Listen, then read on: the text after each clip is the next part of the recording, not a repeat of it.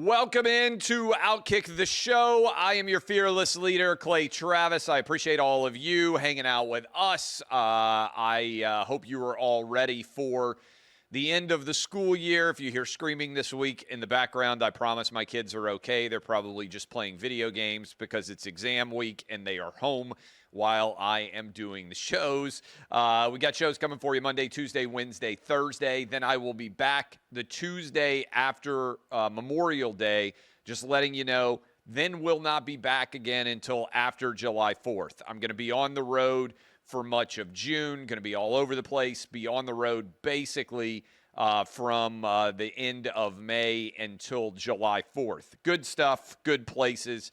But just FYI, so I will be back probably super tan by that point in time. But I want to tell you, Prize Picks, America's #1 daily fantasy sports app with Prize Picks, just you against the number. Right now we got the NBA Final Four. We've got, I think, the NHL Final Four as well. Major League Baseball going every single day. You can get hooked up. All you have to do is pick more or less when it comes to the athletic totals that are going to be produced by your favorite players. You can turn your playoff knowledge into cash in your pocket. Win up to 2,000 times your cash today. Just pick more or less for 2 or more players. It's lots of fun, and right now you get $50 when you sign up and play $5. You can play in California, you can play in Texas, you can play in Georgia, you can play all over the country. All you have to do is download the app today, use that code OutKick for $50 instantly after you play $5. That's code OutKick, $50 instantly after you play $5. Play it all over the country. 13 million people have downloaded this app. You will love it. Prize Picks, run your game. All right, serious story. I hate that we have to talk about this right off the top, but it is by far the biggest story anywhere in the United States. And I want to play a couple of different audio and video clips to contextualize it. But on Friday afternoon, the Her Report audio is released. You knew it was going to be bad for Joe Biden. That was why they wanted to release the transcript so that it would sound better for him. The reality is this is really a bad look. And then on Sunday, they announced that Biden has stage 4 cancer, a Gleason score of 9, which reflects how rapidly the cancer is growing. This is, I think, probably the biggest scandal politically of any of our lives. That is the fact that they covered up Biden's dementia. And I'm going to be honest with y'all, I just don't believe that they suddenly found out on Friday that Joe Biden had stage 4 cancer. This guy has the greatest medical team anywhere in the United States that are covering him on a minute-to-minute basis. And suddenly he finds out that he has stage 4 cancer and it's spread to the bone. And that all occurs on the Friday that he gets that diagnosis. On the Friday, the Her Report audio comes out, and they announce it 48 hours before a book by Jake Tapper and Alex Thompson is going to eviscerate all of the lies that were told about his health. I just don't buy it. And that doesn't mean that in some way I am not showing the requisite amount of sympathy or empathy or whatever word you want to use. Cancer affects every single family in America. It is an awful disease. I want all of you and all of your family members to beat cancer. It is an awful, awful thing. That doesn't mean that when something bad happens to you, you're not able to talk, however, about the massive significance surrounding this as it pertains to the lies we know were told to us about Joe Biden's health. To me, instead of sympathy, this actually makes things worse for Biden because now it doesn't look like they were just covering up his dementia. It also looks like they were covering up his cancer. I'm going to talk about both of those things, but I want to start with the audio from Robert Hur, where, first of all, it's clear that Biden illegally kept classified documents. The same thing that they tried to put Trump in prison for the rest of his life for doing, Joe Biden actually did, And Robert Hur did an investigation and said, hey, no jury will convict him because his brain doesn't work well enough for someone to believe that he had the intent to do this. Now, remember, this crime was committed years before Joe Biden became president of the United States. It actually happened when he was in the Senate. But I want to play this for all of you so that you can hear. Biden doesn't know what year his son was born. He brings it up, not the questioner. He doesn't know what year Trump was inaugurated. He doesn't know when he left the White House. This is very basic stuff. And unfortunately, Joe Biden's dementia, which reveals itself very often. Just listen to this audio and ask yourself, does this guy deserve to make decisions about the nuclear codes? Here's Biden, her audio, courtesy of Axios, that came out Friday. What was happening, though, 1 month ago died, May 30th, 2018. was it 2015 he died? Maybe 2015. I think it's 2015. Yeah, I'm not sure the months are, but I think that was Yeah. That's right, Mr. President. And what's happened in the meantime is that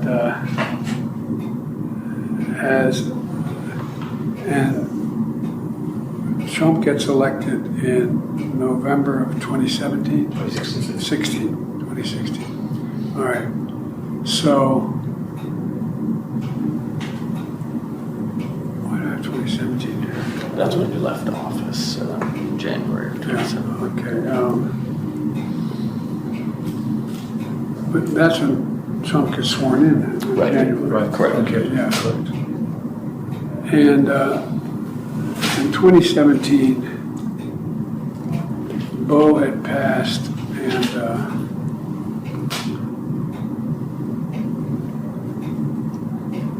this is personal. Anyway. And so. Sir, I'm wondering if this is a good time to take a break. Briefly. No, let me just keep going to get it done. All right.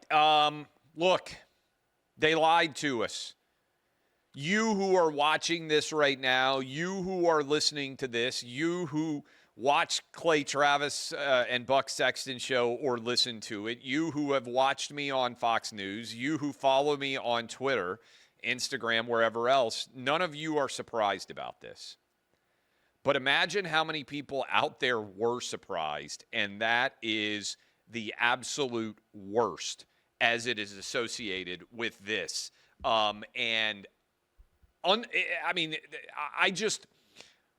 Unless you were alive when FDR was in a wheelchair and died soon after his reelection in 1944, you have not been alive for lies like this related to the presidency. And by the way, I'm not claiming that presidents of both political parties haven't told lies before. We all know that they have. I'm not saying that they haven't gotten things massively wrong, Democrat and Republican. But I don't believe we have ever seen a lie this deep as Joe Biden's entire tenure in the White House.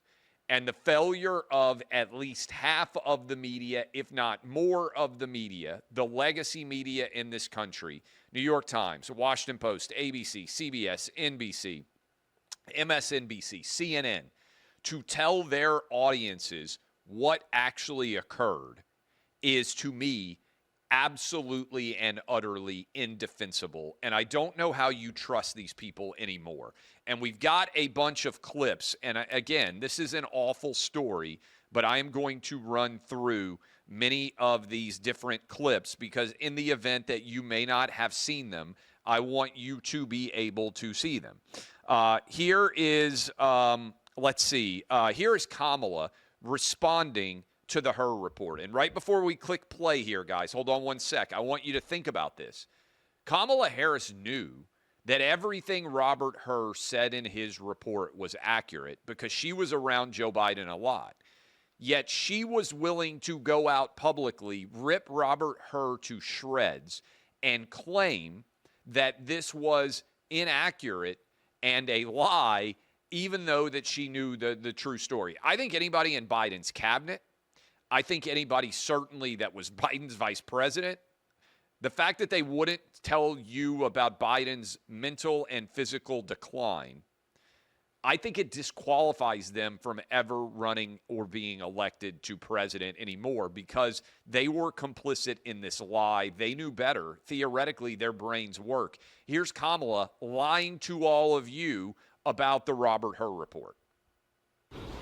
So the way that the president's demeanor in that report was characterized could not be more wrong on the facts and clearly politically motivated, gratuitous.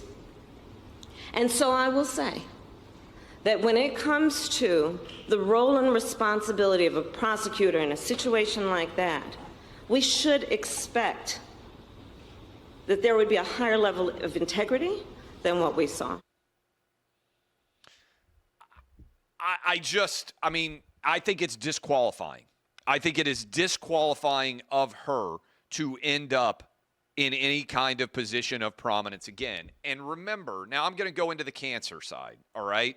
And I hate that this is a real story, but I want all of you, well, actually, let's go. Do we have Biden getting angry and claiming that he never forgot when his son died? We do, I believe. Again, this is what Biden did. I remember because this video, he spoke to the nation right after the Hur report came out. I believe this was the week of the 2024 Super Bowl because I was in Las Vegas. I remember exactly where I was when this story broke, and I remember watching this video from my Las Vegas hotel room while getting ready for that Super Bowl between the Chiefs and the 49ers. Here is Biden angrily claiming that how dare he be asked about when his son died, even though he's the one who brought it up and he's the one who didn't understand or couldn't remember when Bo died. Listen to this. There's even reference that I don't remember when my son died. How in the hell dare he raise that? Frankly, when I was asked the question, I thought to myself, it wasn't any of their damn business. Okay, I think this is important because it is illustrative of what they did for years. Anytime Joe Biden was quizzed or held accountable for the many lies that he was telling, he would try to go back and play the sympathy card about the fact that his son had died. He lied about where his son died all the time. He talked about Bo Biden all the time when it had nothing whatsoever to do with the stories that he was involved in, including in the Hur testimony when he brought this up out of nowhere. Why does that matter? Well, my first thought, very first thought on Sunday when the news came out about Joe Biden having stage 4 cancer and a Gleason score of 9 was they knew all about this. They covered it up. And then when they know that they're going to be criticized, they play for your sympathy and try to get you not to ask questions about anything having to do with Joe Biden, which is, I believe, disgraceful. And I want to say this before we play any more audio. Again, I want everybody to beat cancer. But it can no longer be the case that we expect media not to ask questions and to blindly parrot what people in power say. When things do not add up, and I've been doing it for years now, when things do not add up, it is not a sign of respect when you do not ask questions about them. You all have a sense for what is true and what is false. We trust 12 people on a jury who are random Americans with no connection whatsoever to sit in consultation, in judgment for all of us. It is implicit and important and downright requisite, in my opinion, that all of us question when people in positions of authority tell us anything. Not to blindly acquiesce to the stories that they tell. That's what happened with COVID. That's what happens with so many lies out there that have been told. And here, let's go into Biden discussing this. Well, I want to get the discussion. First of all, let's play Biden not having any sympathy for anyone out there like me, like many of you that did not get vaccinated. Here's Biden lecturing all of us on our own health and how unacceptable our choices are. Listen. My message to unvaccinated Americans is this. What more is there to wait for? What more do you need to see? We've made vaccinations free, safe, and convenient. The vaccine has FDA approval. Over 200 million Americans have gotten at least one shot. We've been patient, but our patience is wearing thin. He wants sympathy and empathy from us now while giving us none if we disagreed with him on COVID. I think that's worth contemplating, discussing, and including in your analysis here. Now, I want to play. These are, to be fair, we just had Dr. Nicole Saphier on the Clay and Buck Show at 2 p.m. Eastern, right off the top of the third hour. So we had our own medical expert who is a part of the Clay and Buck podcast network, and she gave us her take on what went on in the White House. You can go listen to that. These were questions that we were asking. This is two other outlets, two other sources with doctors on. Let's start with MSNBC. This is Rahm Emanuel's brother. And tell me, please, what his name is so I can get it right. He is a doctor. There are three Emanuel brothers. One is Rahm Emanuel, who was a top Biden advisor and former mayor of Chicago.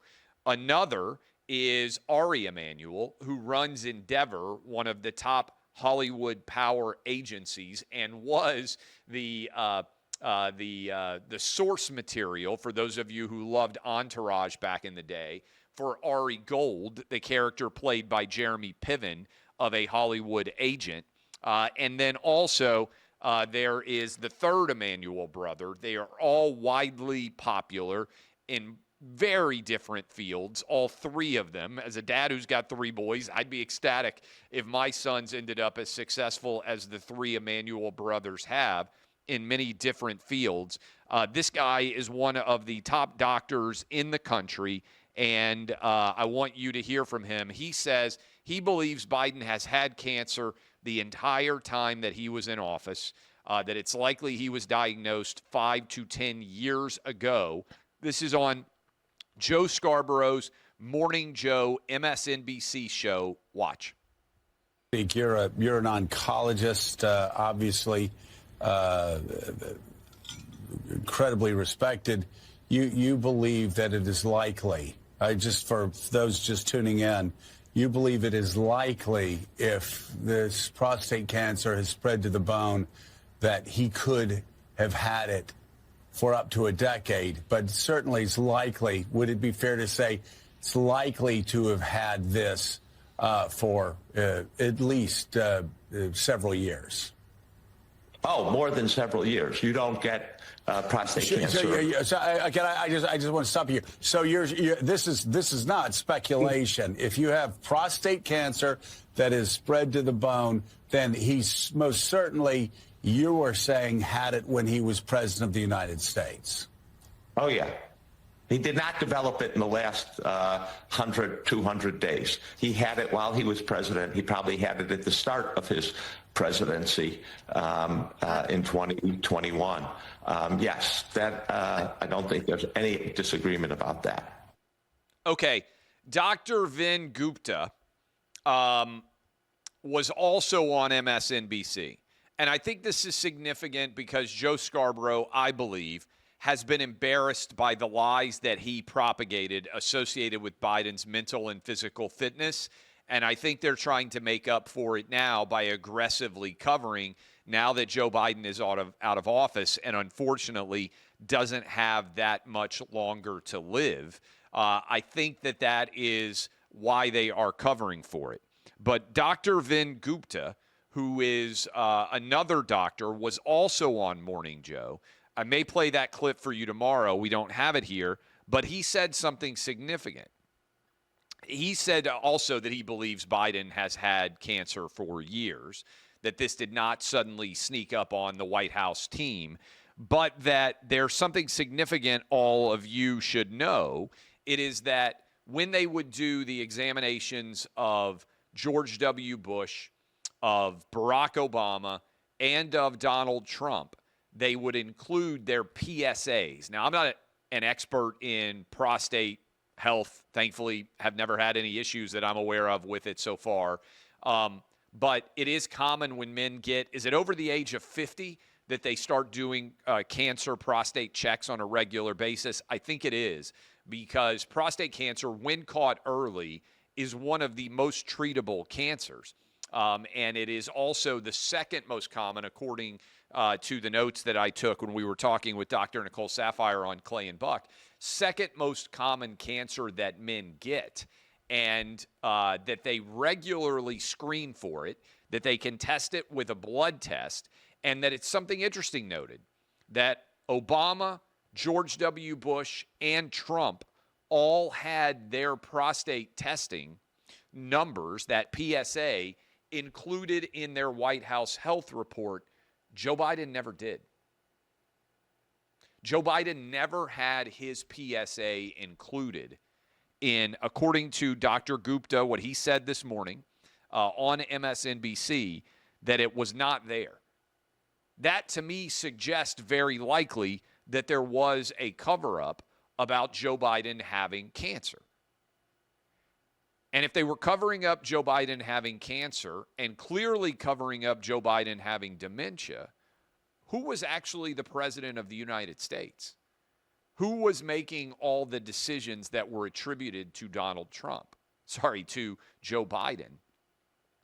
And what have we done that the party that claimed that they're opposed to democratic threats actually had a Game of Thrones-like situation where inside of the palace, the ruler was not able to lead, and there was a coterie of individuals surrounding that ruler, Joe Biden, that were actually executing the powers of the presidency, and we didn't actually have a president capable of doing the job. Again, this is something that has never happened in any of our lives.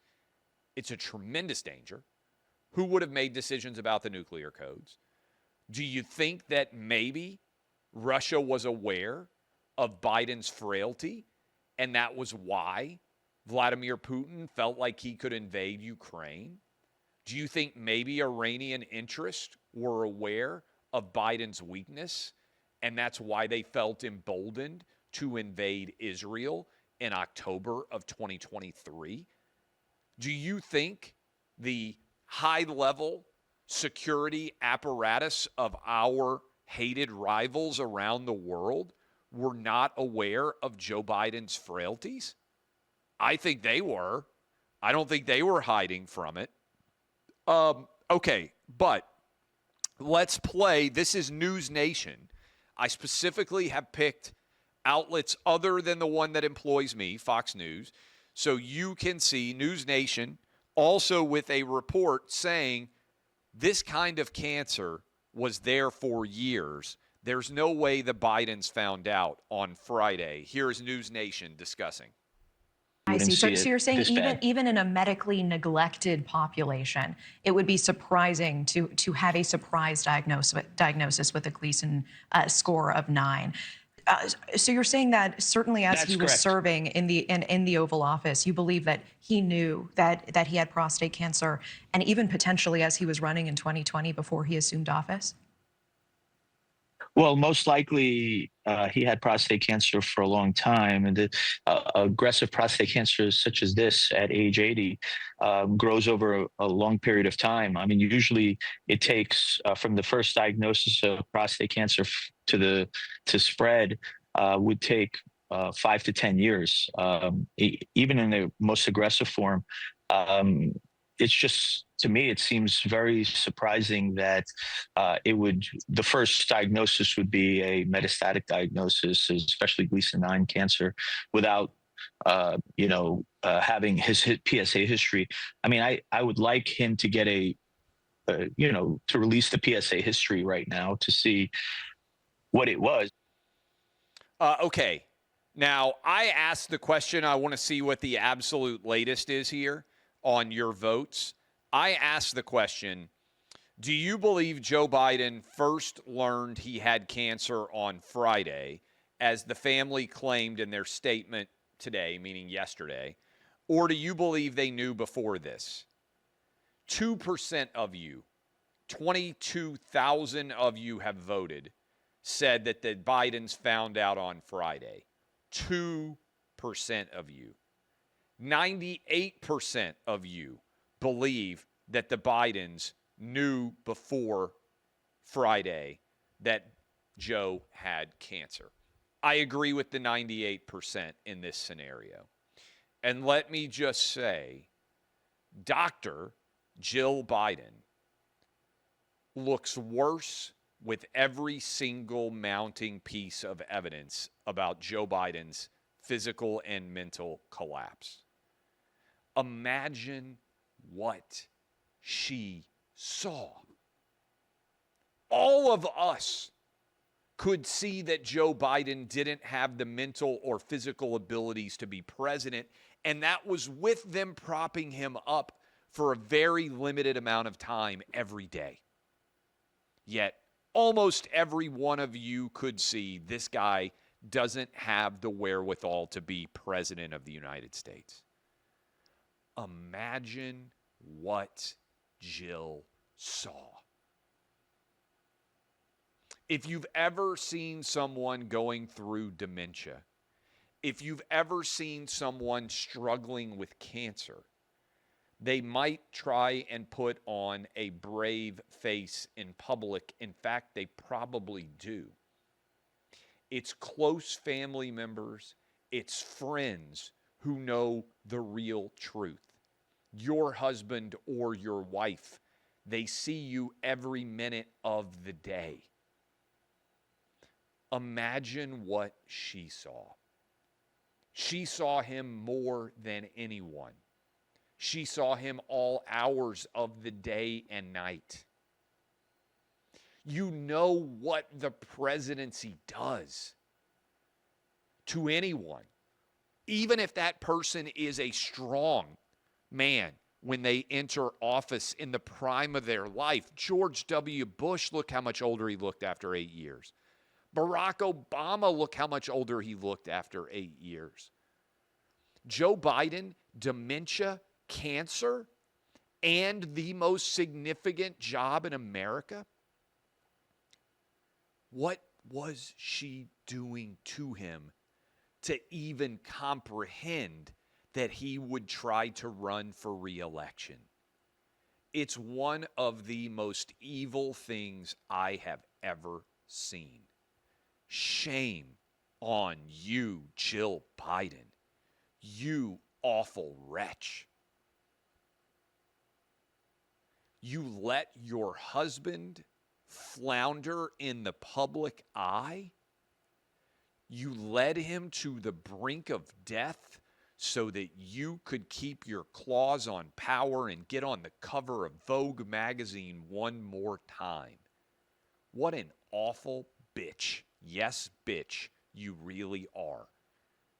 I don't blame Joe Biden anywhere near as much as I blame the awful friends and family surrounding him who were willing to cast him aside like the broken body that he was, so long as they could maintain their proximity to power for as long as they possibly could. And do you know what they did on his way out? He had no idea what was going on. They gave themselves all the largest, most expansive pardons that had ever existed in the history of the presidency.